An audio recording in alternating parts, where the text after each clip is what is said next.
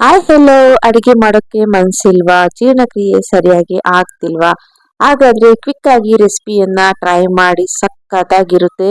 ತಿಂತಾ ಇದ್ರೆ ಇನ್ನೂ ಒಂದು ತುತ್ತು ಎಕ್ಸ್ಟ್ರಾ ತಿಂತೀರಾ, ಅಷ್ಟು ರುಚಿಯಾಗಿರುತ್ತೆ.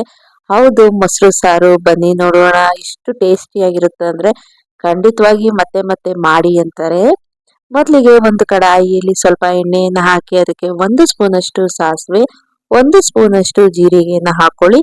ನಂತರ ಇದಕ್ಕೆ ಜಜ್ಜಿಟ್ಕೊಂಡಿರುವಂತಹ ಬೆಳ್ಳುಳ್ಳಿಯನ್ನ ಹಾಕೋಬೇಕಾಗುತ್ತೆ. ನಾನಿಲ್ಲಿ ಒಂದು 10 ರಿಂದ 12 ಬೆಳ್ಳುಳ್ಳಿಯನ್ನ ಚೆನ್ನಾಗಿ ಫ್ರೈ ಮಾಡ್ಕೊತಾ ಇದ್ದೀನಿ. ನಂತರ ಇದಕ್ಕೆ ಒಂದು ಮೀಡಿಯಂ ಸೈಜ್ ಈರುಳ್ಳಿಯನ್ನ ಸಣ್ಣದಾಗಿ ಕಟ್ ಮಾಡ್ಕೊಂಡು ಹಾಕೊಳ್ತಾ ಇದ್ದೀನಿ. ಇದನ್ನು ಸಹ ಎಣ್ಣೆಯಲ್ಲಿ ಚೆನ್ನಾಗಿ ಫ್ರೈ ಮಾಡ್ಕೊಳ್ಳಿ. ಅದಾದ್ಮೇಲೆ ಇದಕ್ಕೆ ಒಂದು 4 ಹಸಿಮೆಣಸಿನಕಾಯಿ ಹಾಗೂ ಸ್ವಲ್ಪ ಕರಿಬೇವನ್ನ ಸೇರಿಸ್ಕೊಂಡು ಇದನ್ನು ಸಹ ಫ್ರೈ ಮಾಡಿಕೊಂಡು 2 ಒಣಮೆಣಸಿನಕಾಯನ್ನ ಕೈಯಲ್ಲಿ ಮುರಿದು ಹಾಕೊಳ್ಳಿ.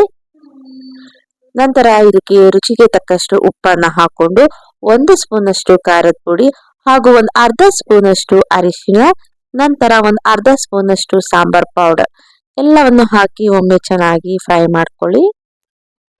ನೀಟಾಗಿ ಚೆನ್ನಾಗಿ ಫ್ರೈ ಮಾಡ್ಕೋಬೇಕಾಗುತ್ತೆ.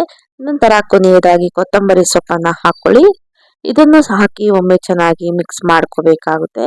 ಈಗ ಸ್ಟವ್ ಅನ್ನ ಆಫ್ ಮಾಡಿ ತಣ್ಣಗಾಗಕ್ಕೆ ಬಿಡೋಣ. ಇದು ಪೂರ್ತಿಯಾಗಿ ತಣ್ಣಗಾದ್ಮೇಲೆ ಗಟ್ಟಿ ಮೊಸರನ್ನ ಹಾಕೋಬೇಕಾಗುತ್ತೆ. ನಾನಿಲ್ಲಿ ಒಂದು ಅರ್ಧ ಲೀಟರ್ ಮೊಸರನ್ನ ಆಡ್ ಮಾಡ್ಕೊಂಡಿದ್ದೀನಿ.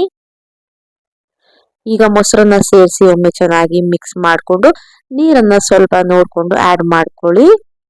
ಇನ್ನು ನನ್ನ ಚಾನೆಲ್ ನಲ್ಲಿ ಸುಮಾರು ಕುಕಿಂಗ್ ವಿಡಿಯೋಸ್ಗಳು, ವ್ಲಾಗ್ಸ್ಗಳನ್ನ ಅಪ್ಲೋಡ್ ಮಾಡಿದ್ದೀನಿ. ನೋಡ್ತಾ ಇರ್ಬೋದು, ಈ ಕನ್ಸಿಸ್ಟೆನ್ಸಿಲಿ ಇರಬೇಕು. ಈಗ ಇದನ್ನ ಬಿಸಿ ಬಿಸಿ ಅನ್ನದೊಟ್ಟಿಗೆ ಸರ್ವ್ ಮಾಡಿ. ಟೇಸ್ಟ್ ಮಾತ್ರ ಅದ್ಭುತ ಅಂತಾನೆ ಹೇಳ್ಬೋದು. ನಾನೀಗ ಟೇಸ್ಟ್ ಮಾಡ್ತಾ ಇದ್ದೀನಿ.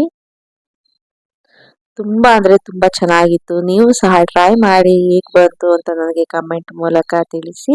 ಹೀಗೆ ನನ್ನ ಚಾನೆಲ್ ನಲ್ಲಿರುವ ಎಲ್ಲ ವಿಡಿಯೋಗಳನ್ನ ನೋಡಿ ಸಪೋರ್ಟ್ ಮಾಡಿ. Thank you.